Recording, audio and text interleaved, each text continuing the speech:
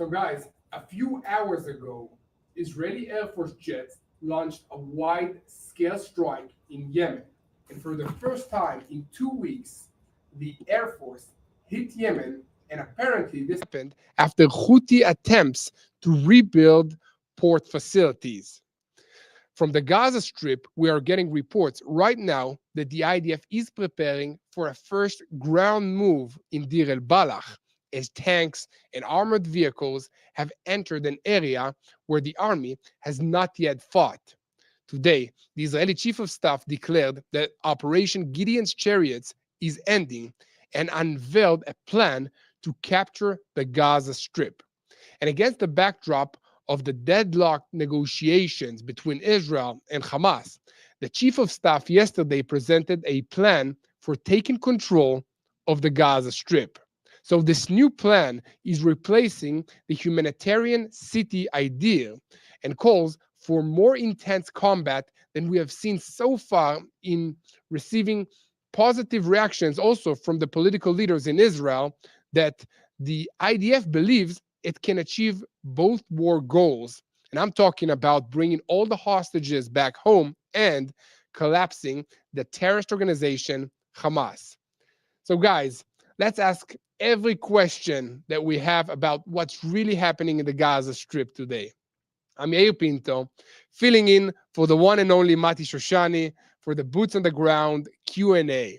This is day 655 of the war against Hamas, Hezbollah, the Houthis, the militias in Iraq, the Palestinian terrorist groups in Judea and Samaria. All of them are under Iran's Revolutionary Guard's control, which is the head of the crumbling axis of evil in the Middle East. And before we start, with me also is Tomer Zmora. Tomer, what's up? How are you doing? It's good to be here. I'm not used to being on this seat. This is usually Mati. Yeah, it's usually me and Mati, and today we have Yair because Mati took a small vacation. Yeah, and also, guys, behind the scenes, we have Sam Tights, the one and only. Wave. Okay, Micha Davis with us, and also in the crowd we have Yaakov. I don't think you can see him because the camera is not towards him, but he's a new member of our team, and you'll hear more about him in the future. Okay, so guys, get ready. We'll answer all of your questions about the situation. But before we start, help us spread the truth, because Israel is fighting a multi-dimensional war. We are fighting physically on multiple fronts. If you followed us, so far in the Gaza Strip, Judea and Samaria, Lebanon, Syria, Iran, Yemen. I think it's a lot, right? We also fight a little bit in Iraq against a few Iranian militias there as well. But we are also fighting a battle for sharing the truth. And sadly, we are losing this fight. And we need your help in hitting the like, leaving a comment, asking a question, and most importantly, subscribing to this YouTube channel. That's what helps us reach more people with what is happening around the world. And today, we open the floor to your Gaza question. So, what is the future of the fighting in the Gaza Strip? Okay, where is the IDF right now? Will there be a hostage deal? And what if there isn't? So let's dive into all of this information. But first, at this very moment, the IDF has launched Operation Long Braid. Is that the name really? Yeah, what's the name in Hebrew so I don't, butcher it in English? Long Braid? Really? That's the name? Wow. I guess it's like, I guess we ran out of names, so this is what we make up. That's the computer. That's an AI making the names for. Well, I think we could do better, but maybe we can ask our viewers to give us some better names. Yeah, if you for can our leave operations. a name on the comments, it can be. Yeah. So guys, the Air Force struck El Hudaydah port in Yemen, in western Yemen, in response to Houthi missile and UAV launches. And the IDF says that engineering gear was repairing the port, and fuel tanks as well as vessels that are used for military activity were also destroyed. Okay, so let's start with some questions. Do you want to start with the Gaza Strip? Let's start with the Gaza Strip. Do we have any questions for Gaza, guys? Not yet. People just really excited that you are here and not not Mati. Okay. Keep on, let them warm up. with a question. I will Yeah. collect them. Okay, so first let me show them my shirt. This is, by the way, another option to support us. We launched an online store, and this is one of our designs. It's, you can see. Let me move to the side so it's not blocked by the microphone. Free Gaza from Hamas. Okay, free Gaza from Hamas, and I think this is what we're trying to do here. What Israel is trying to do. We have no business, and before October 7, we were not inside the Gaza Strip, and Hamas launched this attack. And at the moment, Hamas is the one that's harming the population. We'll show you a video. Maybe we'll have the video of the Palestinian people that were Sure. receiving the aid, and they were like a few meters away from the IDF troops. We will see. And we will Got see it couple of later. Yeah, questions if you want to answer. sure. And actually, I think this is like our subject today. It's what is the difference between Bibi plan to Zamir plan that got showed today. So we will talk about today the Zamir plan, Mhm. and we will try to give a small, I don't know, peek into the future. What's going to happen in the next couple of weeks, months? Well, we'll see. We'll see what's. It's basically the difference are one plan is built on creating this humanitarian city near Rafah that will be clean and have no Hamas members in it. Meaning Free that from people terror. will have, clean from terrorism. No Hamas, no Palestinian Islamic Jihad, no terrorists that want to hide amongst the Palestinian population. And this is a plan that basically will screen all the Palestinians, give them kind of like a certificate that they can enter the city, and Not terrorists. something like that. Not I'm not a terrorist certificate. And in the city, they will have humanitarian aid on a daily basis and more freely. That was the former plan, but it looks like Hamas is only understanding power. And that's where the IDF came up with this new plan that is basically stepping up the efforts, conquering more ground, and dismantling the Hamas strongholds, the few last battalions that they still have in Gaza City, in the popular camps, in Deir al-Balah. And that's where the IDF is already moving into these areas that until now we haven't been operating in, because Hamas is hiding the hostages. That's the intelligence assessments, the Israeli hostage in these areas amongst the population. So the fear was to harm the hostages. The moment the IDF says and that it has assurances that it can also destroy Hamas and retrieve our hostages at the same time. And it looks like the political leadership of Israel are leaning towards this option more than the humanitarian option. Let's keep on going. I think this was a great answer. Good. Uh, Thanks, Tomer. I appreciate the feedback. It makes me feel we're really on good time. about We're on myself. time today. So the question is if it's all hostages or just 10. So What is the question? if it's Can you put it in the screen? yeah, All hostages, not just 10. so Yeah. we'll talk So about at the moment, the deal on the table that was sadly rejected by Hamas was 10 hostages at this stage, and not all of them. Yeah, it's a very problematic deal, but it starts with 8 hostages on the first day, then 2 more later on, and then a discussion to end this world like completely, with withdrawal of the IDF forces from certain areas.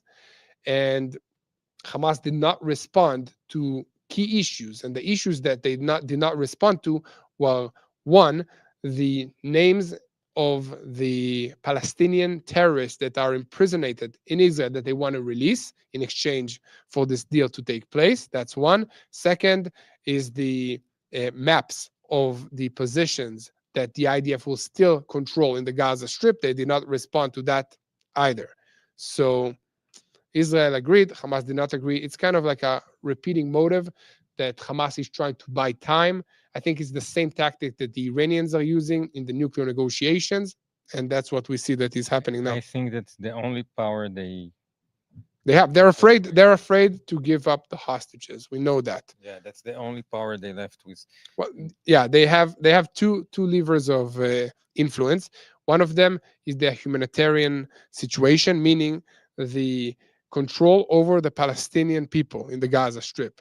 So by controlling the humanitarian aid, they control the Palestinian population. Now Israel have taken most of the control away from them with the Gaza Humanitarian Foundation, which is run by Americans, ex-Navy, ex-military professionals that are distributing the food directly to the Gazan residents, not through Hamas.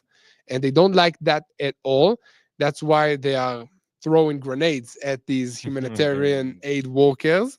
They did that already. And this is not like an Israeli report. This is according to the GHF reports. And also they are firing live ammunitions at the crowds in these centers, trying to scare the Palestinians from getting the aid, not through them.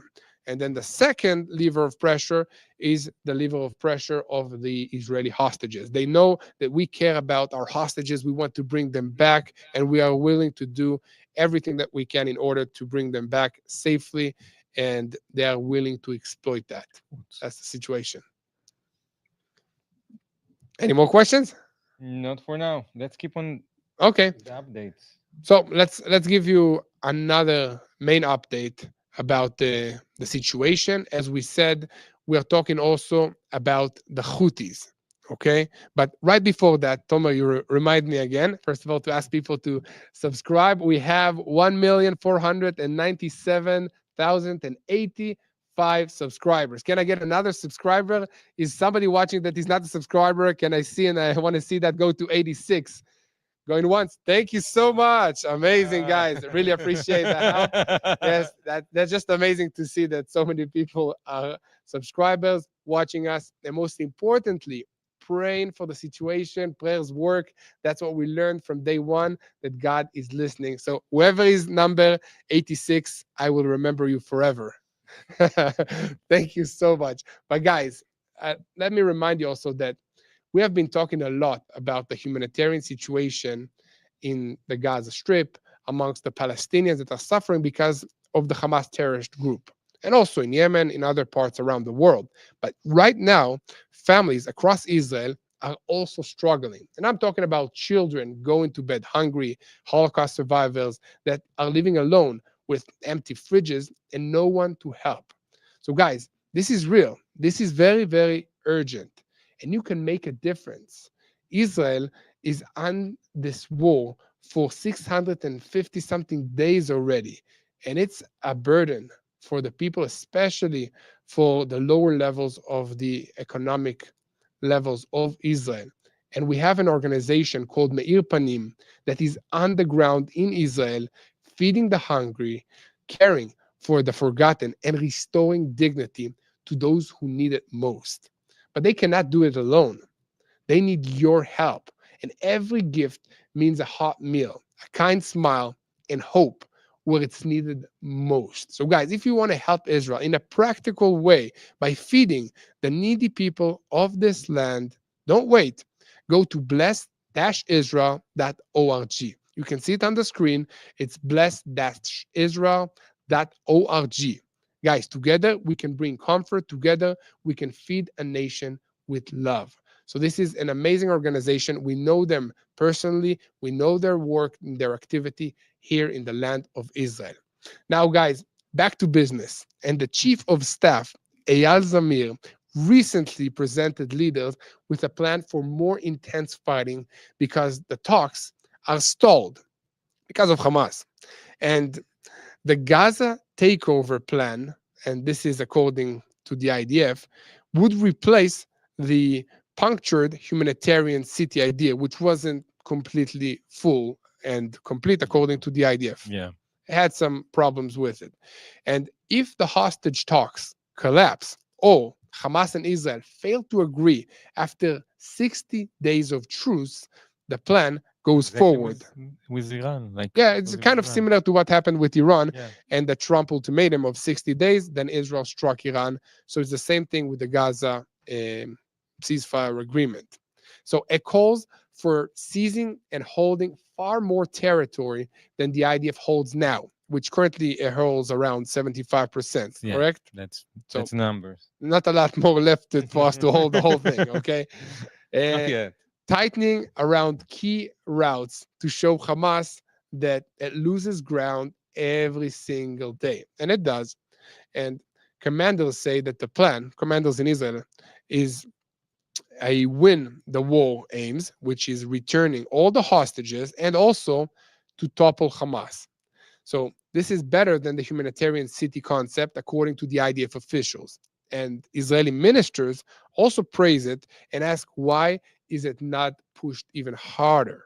But much now hangs on the hostage talks. This is the situation. Everything is hanging and waiting for Hamas's response to the hostage negotiations in Doha. We'll see what happens with that. And in simple terms, in about a week, Operation Gideon's Chariots, which is the latest name of the operations in the Gaza Strip, It's about to end. is about to end. And our military, like we have a military reporter in Israel here called Hillel Biton Rosen, and he says that the IDF has given leaders two options if no deal is like taking place and happening. So one is full conquest of the Gaza Strip and a military rule of Gaza. We've been there in the past. We've been That's there one option. before 2005. It's like Mati was fighting there. yeah, Mati was a soldier back then. And with his tank there. And then the second option is to encircle Gaza City's northern square and the central camp rectangular area and control about 90% of the Gaza Strip. That's option B. Another 15% and we're there. Okay, if we're now at 75%. So that is how the IDF plans to destroy Hamas. Now, let's take some questions about what we've been saying. Let us know. And guys, I see that we have 2 more subscribers, 3 more, and I'm very happy. And if you haven't subscribed, we at TBN Israel are uploading daily videos from Israel every day since this war began. We're uploading videos. Some days we do even 2 videos. Our vision is to share what's happening in Israel, boots on the ground style, because we are here. We serve in the IDF.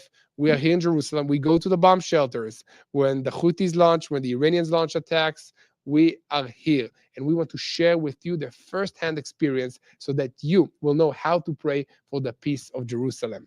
Okay? Any questions? We heard that the deal is this week to release 10 hostages. Did the Hamas agree to this deal? No. The answer is no. Hamas did not agree to the deal. Hamas always sends this. We are very optimistic about this deal, but there are little minor changes. And then the changes are basically the whole deal. Leave the Gaza Strip alone. Let us rebuild our army and let us carry out more attacks against you in the future and leave a few of your hostages with us. These are the small clauses that Hamas usually have, like that they say this deal is perfect, except just, leave the Middle East altogether, go drown yourself in the sea, and let us control here. This is basically what Hamas is saying in a polite way. Yeah. Why is Mossad not found any hostage yet? Well, we had a few hostages that were released. Yeah, I think along the war, people forget that there was Operation Arnon. We had 2 Israeli hostages that were released under a super sophisticated undercover operation, including spies of Israel and special units that were able to send in helicopters into a heavily populated area and rescue 2 Israeli hostages. And we had also casualties amongst the commandos that went in to try and rescue the hostages. So yes, I think that's connected to the next question. Somebody asked how many tunnels have been destroyed. That's a very not good enough. question. That's for sure. Yeah, not enough. First of all, the Gaza Strip has like a tunnel system bigger than the metro in London or something like that. It's just huge. Everywhere you step, you have an underground tunnel. Just sad to see how much money they invested in these tear tunnels instead of building universities, campuses, I don't know, hotels, golf courses, whatever they could do. Anything else is better than tear tunnels. So the IDF has destroyed, I would say, around 25% of the tunnels or a little bit more. Don't catch me on the percentages exactly, but there are so many tunnels, and I've been there myself. It takes multiple weeks to destroy one tunnel. because it's so deep underground. You need to bring the bulldozers, you need to bring civilian engineering machines that are not protected against snipers, IEDs that are there in the Gaza Strip. And guys, I wanted to say before I go to the next question that all of our operations here is happening thanks to your support, thanks to your donations, thanks to your watching this YouTube, and then YouTube, helps us pay for the operation. And another way, because this is a live, I'm not used to this, is usually Mati Shoshani that's here. You can hit the super chat, and that helps us to operate, create more content, buy better equipment, take Tomer out for lunch, Stuff like that. the day to day. We have a big team. It's not just me and Mati and Tomer. No, As we I have said, many we have people around Sam us. and Micha, Yaakov, and more others that are here to help us, create this on a daily basis. The hardest part, I think, is to sustain it for a long period of time, to create a system.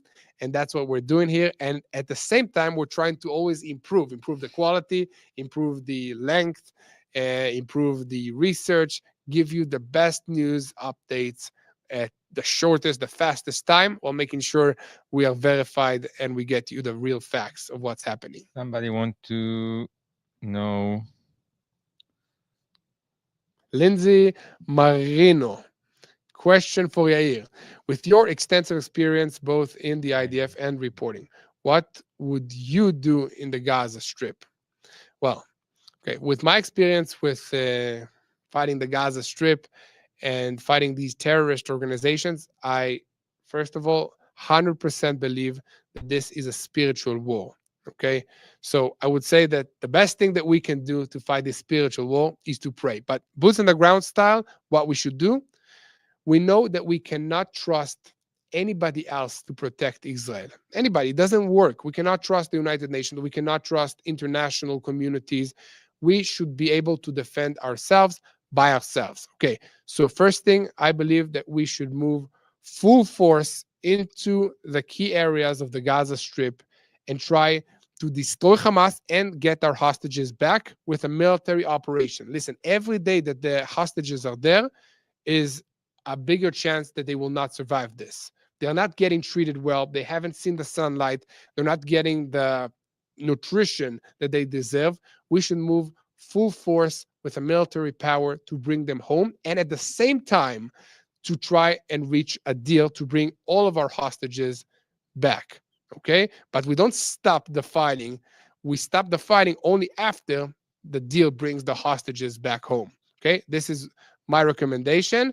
And I think that the political leadership of Israel is leaning towards that direction now. We are dealing with a death cult that all they want to do is to destroy Israel. They do not care about their fighters. They do not care about their own Palestinian people that they so-called trying to protect. But we've seen them shooting at them.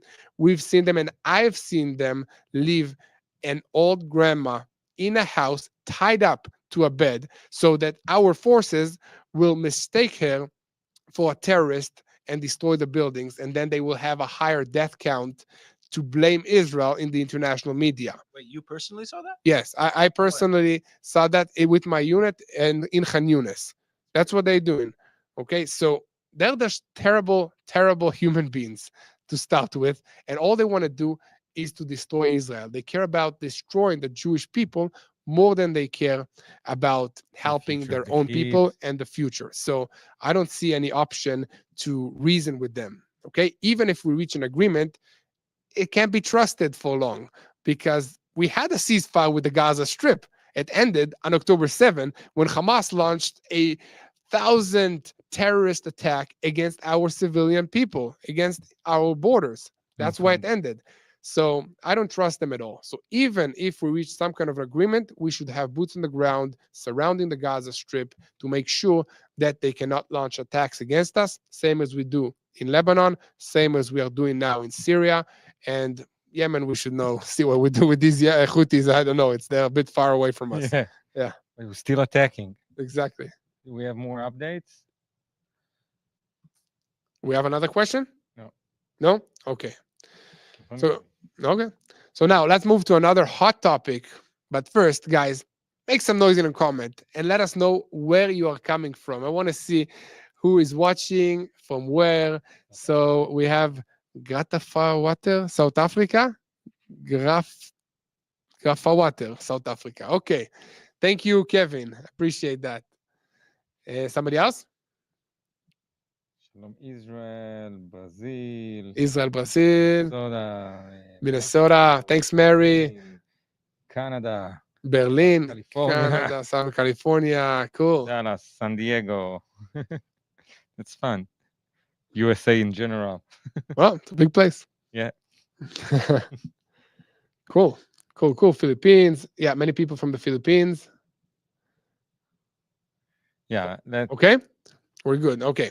So, guys, after Hamas claimed 70 Palestinians were killed while waiting for aid trucks, the IDF Arabic spokesperson, Colonel Avichai Adraee, released footage showing Gazans swearing that a truck, while swarming a truck with humanitarian aid, while at the same time, the IDF soldiers were, I don't know, what was it, 50 meters away from the Something trucks? like that. Very close. I saw the video, very, very close. See the video. And the officers were shouting, "No shooting. Nobody shoots. Lo lirot.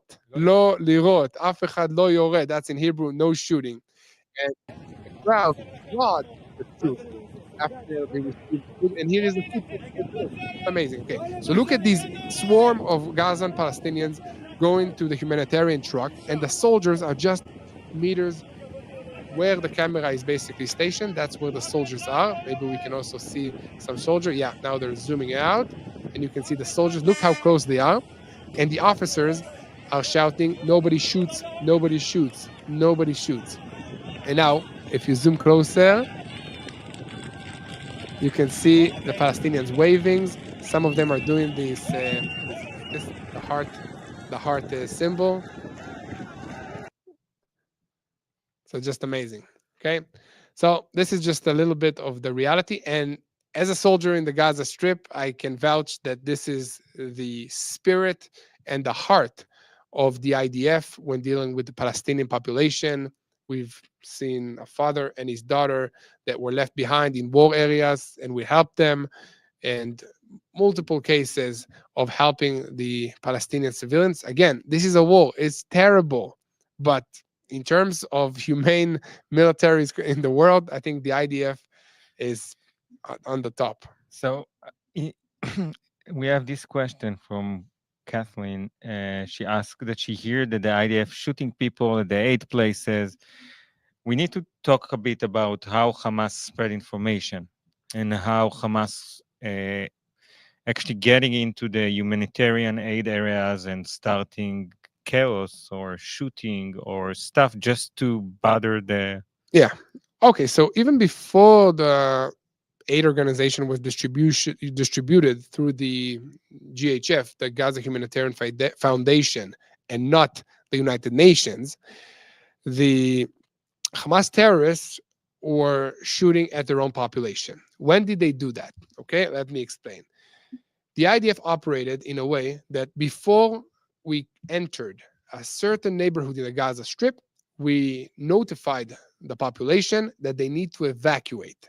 We did it by sending leaflets from planes in Arabic so that the people can read and understand, okay, the IDF is coming, we should go. Where? The IDF told them where. How do I get there? The IDF wrote the road that they should take. And as they were taking this road, the Hamas gunmen were firing, launching mortars, launching RPGs at their own population, trying to prevent them from reaching the safe zones and evacuating the war zones so that it will be harder for the IDF to fight and for them to have a higher death toll amongst the civilians, and then they can blame Israel in the international media. So that's what they did even before the humanitarian situation happened, because back then the United Nations would just send in trucks and then Hamas would take the trucks and then would sell it or give it to its own terrorists instead of feeding the Palestinian people that need it. Okay? Now, Israel has lowered the number of United Nations trucks that just go into the Gaza Strip, without any accountability. And the GHF is operating multiple humanitarian zones that give food to the Gazan population. Okay, and this bothers Hamas a lot. So what does Hamas do? Hamas is, first of all, causing riots within the Palestinian people, threatening them on social media not to go to these humanitarian zones, and also sending armed gunmen into the crowds that either shoot the Palestinian people themselves, and we've seen some videos of that also, okay? And then on top of that, they are launching and successfully already killed a few aid workers of the GHF, wounding 2 American ex-military, and then also Palestinian aid workers that the GHF is using and employing to help with distribution of this aid. This is what Hamas is doing. That's what they did. And what are they doing? They're using the international media, of course, to blame Israel. Okay, so Israel is firing warning shots. This is according to the IDF at the air. And sometimes if the Palestinian crowds are getting too close to the IDF positions, yes, they're firing warning shots, and also firing at the crowd if they're getting too close. Yes, they need to protect themselves. That's the orders, and this is a war zone. It's a very complicated situation. And in these cases, Hamas is also sending, sadly, young kids or teenagers to run towards the IDF troops in order to cause them to fire at them, and then also they can blame the IDF of firing at innocent Palestinians. Okay, so this is the situation. It's very, very complicated, but Hamas is the one that is causing all the hardship to the Gazan population, and sadly is manipulating the media in believing their lies since day one of this war. So why the Gazans still support Hamas, and who's shooting at them? Okay, so first of all, That's a good question. that's a very good question, We have Micha. great audience, guys. Yeah, I would say I have a few answers for that. Okay, so I'll start with the fact that we see more and more Hamas, more and more Palestinians in Gaza that are not supporting Hamas. They even going to riots. Yeah, so many of them are going to riots. Sadly, Hamas is, cracking down these riots very, very violently by executing the leaders of the families and shooting them in the legs and horrible things. Okay, but it is true. It is true. Many Palestinians, and we have also surveys in Judea and Samaria and in the Gaza Strip, that even if a election would take place now, or it was a few months ago, Hamas would be re-elected again as the leaders of the Gaza Strip and as the Palestinian leadership at large. And let me explain why is this, according to what I believe. I believe that they support Hamas because Hamas has been in charge of everything in the Gaza Strip for 22 years, something like that. Yeah. Everything. And I'm talking about the education, the health, the work, the political, everything related to every part of your life in the Gaza Strip was related to Hamas, meaning you are sending your schools to a summer camp. It's a Hamas summer camp, and the majority of the curriculum is going inside tunnels, terror tunnels, carrying AK-47s. Can be plastic, can be real ones, depending on your age, and hijacking and kidnapping IDF soldiers, conducting tunnel warfare, and they were very proud of that. And on top of that, the history lessons showed and taught the kids that Israel stole their homeland, and one day their only hope in the future would be to destroy the Jewish people, to destroy these Israelis, and there is no place for coexistence. So if you're taught since the day you were born to hate the Jewish people, to hate Israel, that every suffering, everything that you're going through is caused because of these Israelis or Zionists or whatever they, are calling us, then of course you will not immediately change your mind, especially after being at a war, that all the information that you are receiving, you get it from Hamas.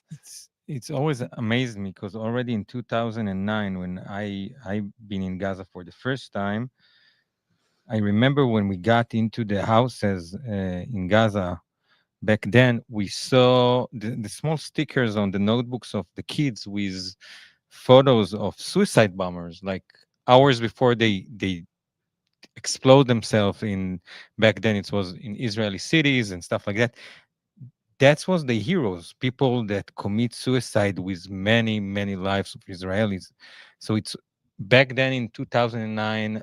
I remember that. Today we're in 2025, and Well, you can see pictures of Yahya Sinwar, the leader of Hamas, former leader of Hamas, and the mastermind of the October 7 attacks, carrying his son, or was it like a child with him, and an AK-47, and declaring in his speeches that they will take over Israel. I mean, they said everything out loud. All their plans were like spoken Yeah. out loud, same as Iran, that are stating that they want to destroy Israel and destroy the United States. we So need to listen to what they we say. better believe them. Yeah, we We need better to believe stop them. believe that people don't mean what they say. Exactly. So, any other questions? Oh, there is a lot.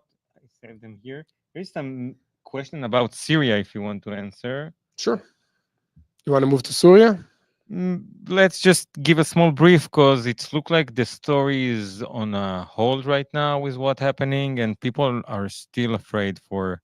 Okay, so the question is, what's going on with the Druze and Christians being attacked in Syria? Okay, so let me give a bigger answer to the situation. Maybe I'll open the maps because I wanna try this out. I think this is a cool feature Yeah, let's start with that. that that Sam just showed me. Okay, so you see this is Israel. I don't know if you see it. Do you see it yet? Right, just a second. 1 second. Okay, so Syria is on the northern part of Israel. You see that? We don't see it yet.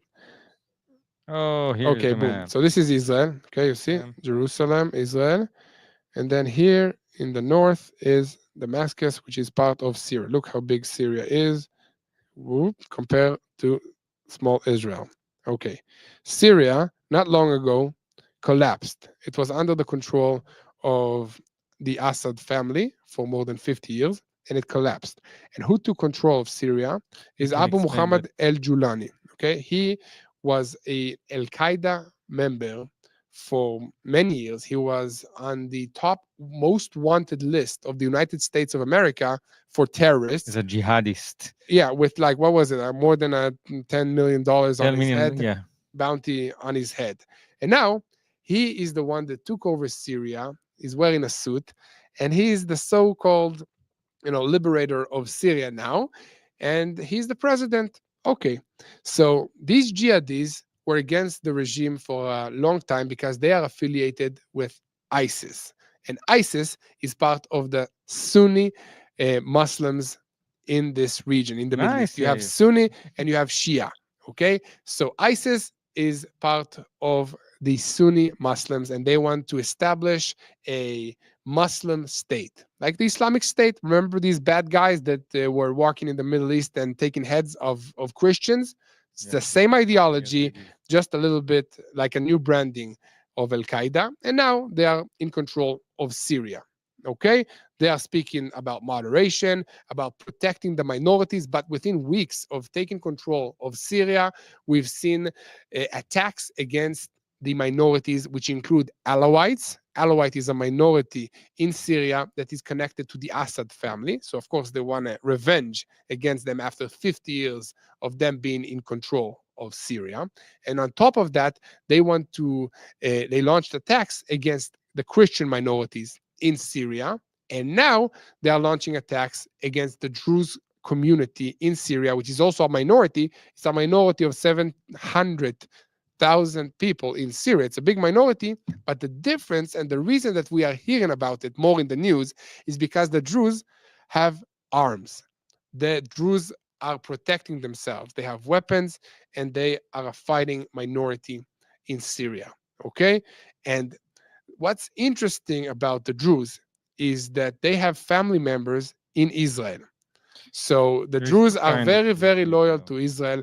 They are they are family members in Syria and Israel. So when they were attacked, Israel and the Israeli Jews called to the government to help their brothers and sisters in Syria And that's what Israel did. They did that by launching airstrikes against heavy machinery and tanks that move south towards the Druze areas. Okay, so this is kind of a big picture explanation Druze in Israel about are Syria. fully Israeli. They all serve in the army. They're taking part of each level of our society. They are first-class citizen as everybody. Minorities in Israel, people that don't know, are well accepted. There is freedom of religion. You can be a You can believe in minority. whatever you want. Yeah. Yeah, generally, and nobody will come with guns in the night and shoot you in the head beside Hamas. Well, yeah. Besides Hamas terrorists and every other neighbor, almost every other neighbor that we have Yeah, that wants to so do that's that. why we're like a villa in the jungle. Yeah. So can you show them where around the Druze live and where the whole mess happened in the map? Okay. So Here's Magdal Shams. Majid al-Shams is the Israeli side, is the Israeli Druze village. Okay. And then Khader and Go norther. where is it? El Saweda here. Khirbet El Saweda. All this area here is where the massacre took place, where Sunni Islamist Bedouin tribes launched attacks against the Druze community here, and then the government of Syria sent troops, and we heard reports of these troops not trying to break off the attacks, but joined in against the Druze community, and that's where Israel also stepped in. And this is not far from Israel. This is, I don't know how many kilometers it is, but it's very close from the Israeli border. So Israel is sitting here on Mount Hermon, okay? And we took this mountain after the Assad regime fall because it's the highest mountain. It's also a nice ski resort, of course, on the Israeli side, On not the other side, not on the Syria side. But this is the highest mountain, so it's very, very strategic. And from here, we are watching. We make sure that the new Syrian regime does not send rockets, does not send tanks, does not send militias close to the border with Israel. You see these two lines here, the scribbly lines, how you say it, mikuvkavim. That's the demilitarized zone. This was supposed to be protected by the United Nations peacekeeping force, but of course, every time there's a war, they run to Israel. So the IDF is now protecting all of this demilitarized. So, but it's not the people on the ground. I met the Fijians that were there when ISIS kidnapped them, and then they were brought to Israel after ISIS released them. So the people there are doing a great job, and thank you for being there. It's more the leadership of this organization. Do we have any other question? Yeah, we have a lot. We got, by the way, wow, many subscribers. Thank you, guys.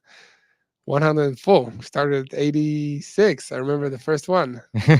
My number 86. Never forget them, like you said. Thank you. Getting closer. We need another 2,900, 2,896 to reach 1,500,000. Amazing, huh? A bit more. Do Egypt still have tanks and troops south of Gaza? So yeah, a couple of months ago, half a year, we were reporting a lot about the Egypt army bringing on more soldiers, tank and stuff into the Sinai Peninsula, southern from Gaza. I never know if it's because of Israel or because of the Gazan people. It's like that. So we need to explain this. So Israel has a peace agreement with Egypt, and the Sinai Peninsula should be a demilitarized zone, and the number of troops there should be monitored and accepted by both countries, Israel and Egypt. Why? Because we fought 2 wars against Egypt and they build up multiple force there. So we need to have some time to see if they come or not. Okay. So that's why this clause was entered the peace agreement.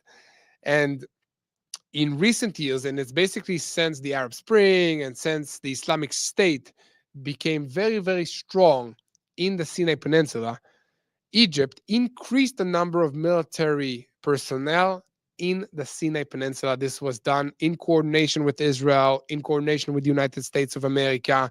And then in recent months, for some reason, the news got hold of that again.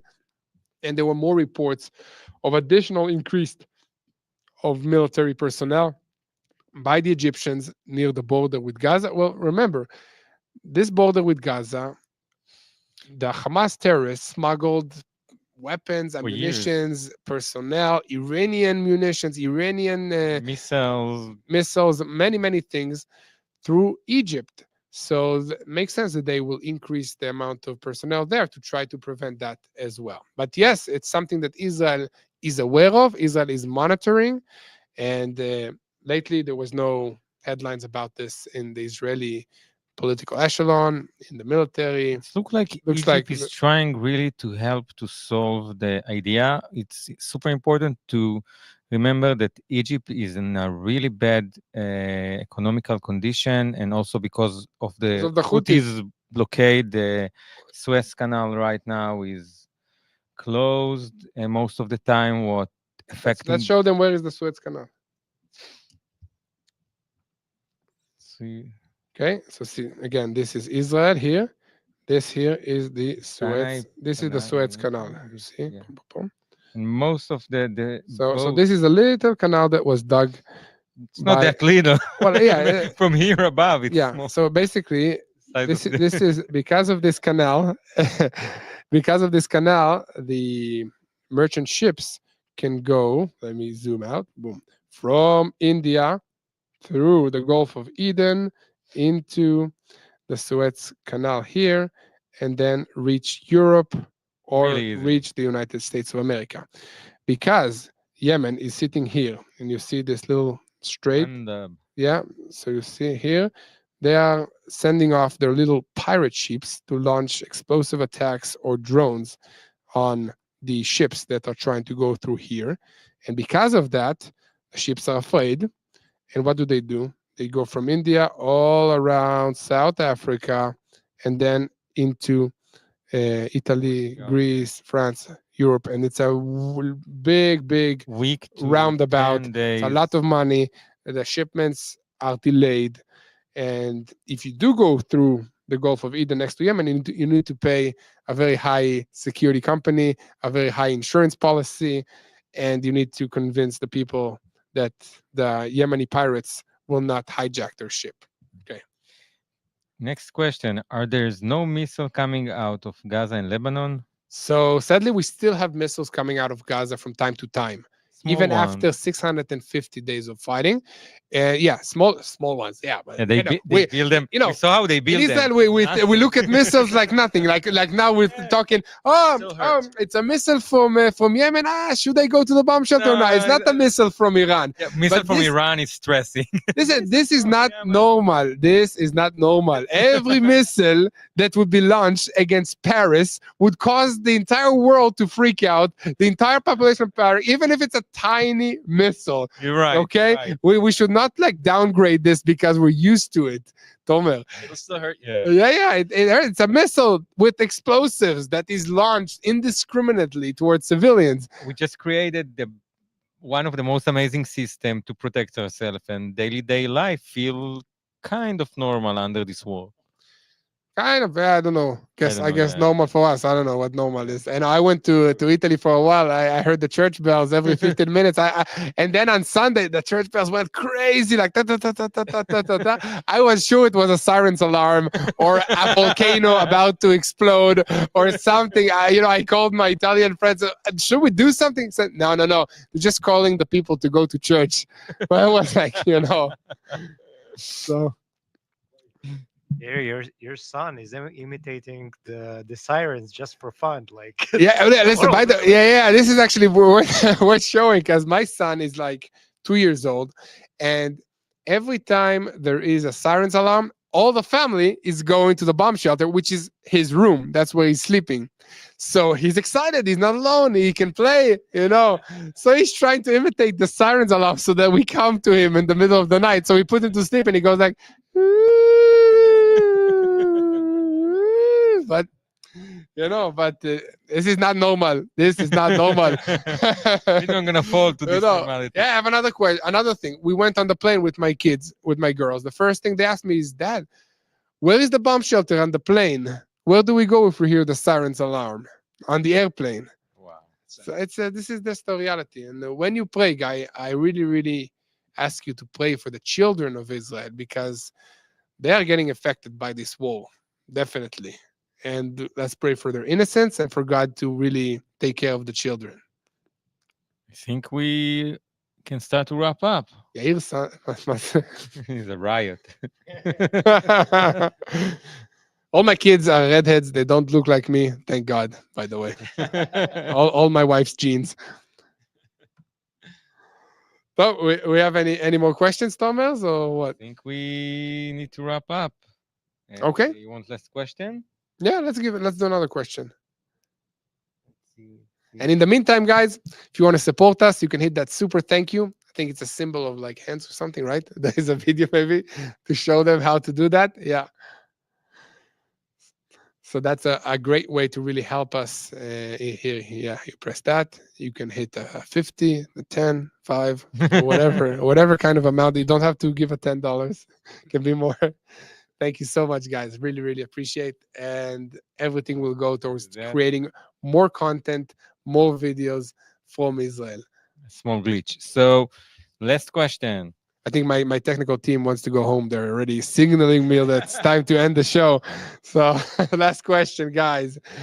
What's your assessment of the actual Iranian nuclear threat? Okay, so I assess that it's a great question, by the way. So the nuclear threat was very, very substantial before we dropped the B-2 bunker buster bombs together with the United States and destroyed the missile factories of Iran. The threat is still substantial because it is a regime that seeks to destroy Israel and the United States of America and seeks nuclear weapons. They are still not giving up on their goals and aspirations to develop these weapons. Okay, so we bought more time, Tomer. We bought more time by destroying the facilities. But when there is a will, there is a way. And sadly, they are still in control and they still want to develop nuclear weapons. They did not give up this aspiration. Hopefully, now the E3, France, Germany, and Britain will pressure them and will either, they will give up the nuclear aspirations, or the snapback sanctions will cripple their economy even more. I don't know how much more crippled they can be. That on one hand, I truly believe what the U.S. administration, or at least Trump, said, that the attacks really hold them back. Yeah. And they destroy the weaponry. The terrifying part maybe is they sending messages of, we're gonna buy nuclear facilities, we're gonna attack again, we're gonna revenge. That's a fear, because they can buy it from North Korea or other places and just get it in a different way. And that's the fear. What we have been seeing Iran doing now is threatening Israel with more attacks, threatening the United States with more attacks, also overseas. And also, they are trying to rebuild their proxies in the region, talking about Hezbollah, Iraqi militias, and also Houthis in Yemen. Yeah. Okay. So, guys, thank you so much for joining us. I think it was really, really fun for me to be with you directly. I had a great time. And I wanted to say that just thank you. Thank you for being with us every day since October 7th. I can't believe it's been 655 days straight of reporting. The first 4 months was me in the Gaza Strip, and then we moved out. You've been with me in the surgery room when I had my knee surgery. I think I had a camera in my face immediately after waking up from the anesthesia. What a journey, guys. And it's all possible because of you. So thank you so much. And the most important thing that you can do for Israel is really pray for the peace of Jerusalem. Make it personal.